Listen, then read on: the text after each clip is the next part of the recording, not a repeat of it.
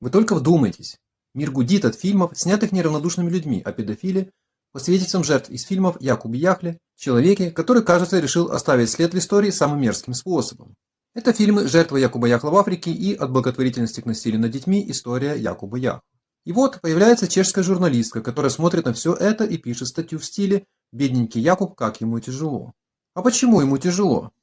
Не потому, что мучает совесть, и не потому, что снятся дети, а потому, что он засветился. Посмотрите видео. Там десятки свидетельств, от которых мурашки по коже. И представляете, эта журналистка встает на защиту того, кого десятки людей обвиняют в педофилии. Она пишет статью, где герой мучается от тревожности, а десятки свидетелей из Африки, просто выдумки сектантов. Давайте прямо сейчас посмотрим отрывок из одного фильма «Расследование». Когда я жила дома с мамой, мы жили в нищете. Он обещал забрать меня с собой, отправить в школу и оплатить все.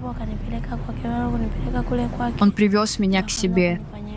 Позже он начал обращаться со мной жестоко. Он делал со мной ужасные вещи.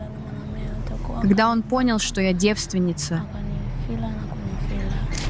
что я никогда не была с мужчиной, он изнасиловал меня, в том числе анально. Нельзя не почувствовать детскую боль, ведь рассказывая, они переживают ее заново.